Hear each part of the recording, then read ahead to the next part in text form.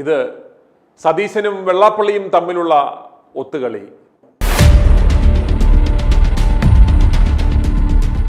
ഇന്ന് ഏഷ്യാനെറ്റ് ചാനലിൻ്റെ പ്രതിനിധി വെള്ളാപ്പള്ളി നടേശനുമായി നടത്തിയ ഒരു അഭിമുഖമുണ്ടായിരുന്നു. ആ അഭിമുഖത്തിൽ വെള്ളാപ്പള്ളി നടേശൻ വി ഡി സതീശനെ വിശേഷിപ്പിക്കുന്നത് കേരള രാഷ്ട്രീയത്തിലെ ബഫൂൺ എന്നാണ്. അതുകൂടാതെ വളരെ മ്ലേച്ഛമായ രീതിയിൽ വെള്ളാപ്പള്ളി വി ഡി സതീശനെ അപമാനിക്കുകയുണ്ടായി. ഇതിൽ നിന്നൊക്കെ നമുക്കൊരു കാര്യം മനസ്സിലാക്കാം. ഇത് വി ഡി സതീശനും വെള്ളാപ്പള്ളിയും തമ്മിലുള്ള ഒരുതരം ഒത്തുകളിയാണ്. സതീശൻ അറിയാം വെള്ളാപ്പള്ളി എന്ത് പറഞ്ഞാലും അതിന് നേരെ വിപരീതമേ സംഭവിക്കൂ എന്ന്. അതുകൊണ്ട് തന്നെ സതീശനെ വെള്ളാപ്പള്ളി എത്രത്തോളം ചൊറിയുന്നോ ഇകഴ്ത്തുന്നോ അത്രത്തോളം വി ഡി സതീശനും മൈലേജ് ഉണ്ടാകും എന്നറിയാം. മുൻവർഷങ്ങളിൽ നമുക്കറിയാം വെള്ളാപ്പള്ളി അദ്ദേഹത്തിൻ്റെ സമുദായാംഗങ്ങളോട് പറഞ്ഞു സതീശന് വോട്ട് ചെയ്യരുത് എന്ന്. എന്നാൽ ബഹുഭൂരിപക്ഷം സമുദായാംഗങ്ങളും ഈ കേക്കച്ചന് വോട്ട് ചെയ്തു. ഇത് ഈ സതീശനും വെള്ളാപ്പള്ളിയും തമ്മിലുള്ള ഒരു ഒത്തുകളിയാണ് എന്ന കാര്യത്തിൽ യാതൊരു സംശയവും വേണ്ട. ഇത്തരം കളികൾക്ക് ഈ വെള്ളാപ്പള്ളി എപ്പോഴും കൂട്ടുനിൽക്കും, എന്തെങ്കിലും കിട്ടണം എന്ന് മാത്രം. ഇന്ന് വെള്ളാപ്പള്ളി സതീശനെ കുറിച്ച് പറഞ്ഞതിന്റെ പ്രസക്ത ഭാഗങ്ങൾ കേട്ട ശേഷം മടങ്ങി വരാം. കേരള രാഷ്ട്രീയത്തിൽ ഒരു ബഫൂണല്ലേ, അതിനൊരു ലീഡർ എന്ന് പറയാനൊക്കത്തില്ല.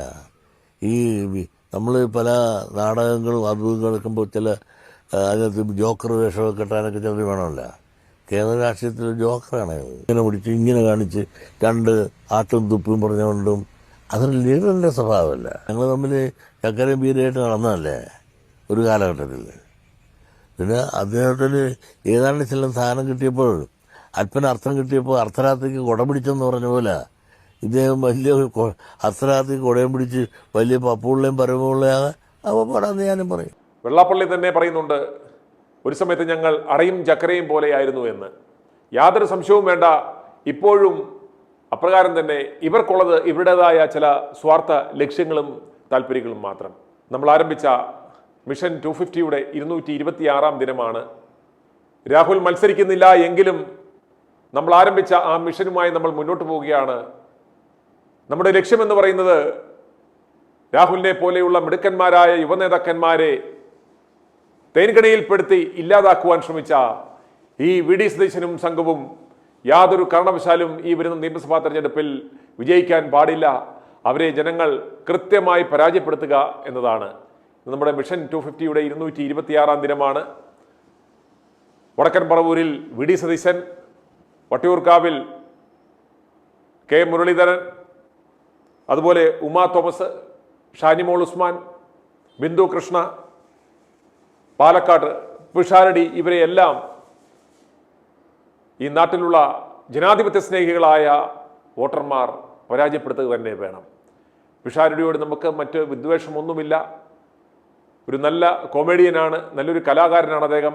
പക്ഷേ അദ്ദേഹത്തിൻ്റെ ഈ സാധ്യതകൾ മുതലെടുത്തുകൊണ്ട് രാഹുലിന് പകരം ഇദ്ദേഹത്തെ പാലക്കാട്ട് കെട്ടിയിറക്കി തങ്ങളുടെ നിലപാടായിരുന്നു ശരിയെന്ന് വരുത്തി തീർക്കുവാനുള്ള തീവ്ര ശ്രമത്തിലാണ് ഈ വി ഡി സതീശനും സംഘവും എന്ന യാഥാർത്ഥ്യം നമ്മൾ തിരിച്ചറിയണം. അതുകൊണ്ട് യാതൊരു കാരണവശാലും കേരളത്തിലെ അമ്മപങ്കന്മാർ ഈ കൊടുംചതി മറന്നുപോകരുത്. ഇനി ഏതാനും നാളുകൾ മാത്രമേ ഉള്ളൂ. മിഷൻ 250യുടെ 226-ാം ദിനം. നിങ്ങളുടെ പ്രതികരണങ്ങൾ ശക്തമായി അറിയിക്കാം.